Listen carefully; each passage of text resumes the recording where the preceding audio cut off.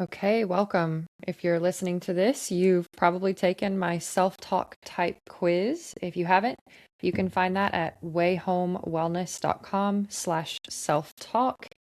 If you have taken it and you got the result of being the people pleaser in the way that you speak to yourself, then this video is for you. If you have been the people pleaser in your self-talk, I'll go ahead and say you probably often feel like you're pouring from an empty cup and like you have nothing else to offer, but you keep feeling like you need to offer more, or like the things that you have done just aren't good enough. And I want you to know that I get it. I really do get the feeling of never quite measuring up to what people need from me, or feeling like you're not quite good enough no matter how much you offer. I want you to know that this concept of pouring yourself empty and always coming up short, it does not in any way imply that you are weak. People pleasing is not a personality flaw. It actually implies that you're really resourceful, because people pleasing is a relational survival strategy. We are mammals. We require relationship with others in order to survive. If we are kicked out of the pack, we might not make it. And we know this on a very primal level. And so, our number one goal of survival, aside from physiological needs, is connection. So I want you to know that you didn't just wake up one day and decide to ignore yourself. This wasn't a conscious decision that you made. People pleasing a lot of times has developed when the love or the acceptance that we received as a child or growing up at some point felt conditional to us.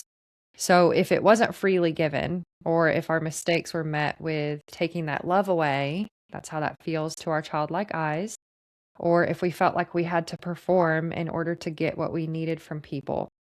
And this is not to blame people, this is to say that could have been painful for you. And if that was the case, you might have learned to focus on the emotions of others. You might have learned to keep conflict at bay because it felt dangerous for you.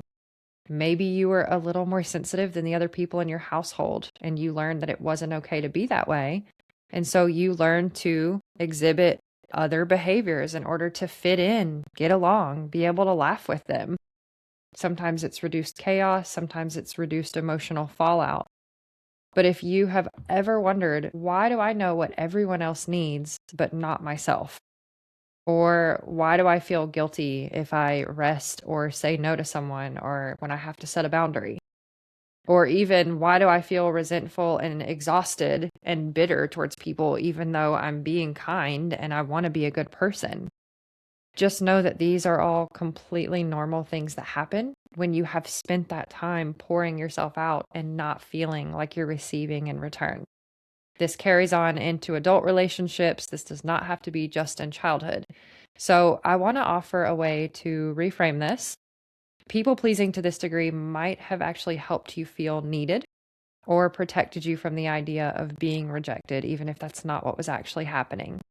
So now is a great time to start honoring your own needs and learning what your needs are, because now you're aware of it and now you have the resources available for you to be able to do something about it. I want you to know that your nervous system probably learned that connection had to come before self expression. And I want you to take away this one key thing. You didn't actually lose yourself. You're not lost somewhere out in the ethers. You just learned to postpone yourself a little bit. And that's okay, because you can circle back around now and pick it back up when you need to. That was actually very adaptive of you, and it was very smart for your system to do that. So I want to know that when you're letting go of this belief that you have to earn love, that sometimes it can feel selfish to start focusing on yourself.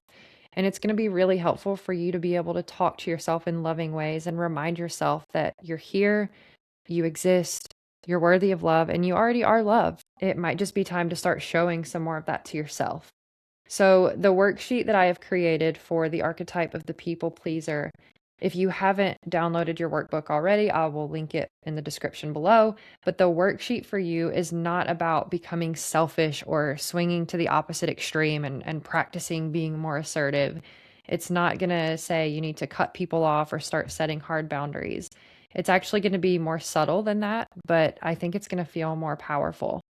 It's going to be helping your system notice in small ways that you can check in with yourself and still stay connected to others.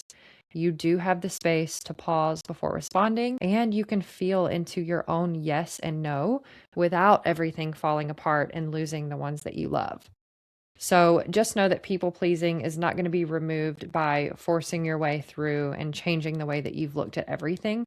It's going to start with you feeling safety in your sense of choice because you might not have had that before. So it's not about stopping the care that you have for others, just making sure that you don't disappear in order to belong with those others. So if at any time this feels overwhelming or if you just want some more support, I want you to know that you can reach out to me. You can send me an Instagram message at Way Home Wellness, or you can always email me at Ashana, Ashana, at wayhomewellness.com.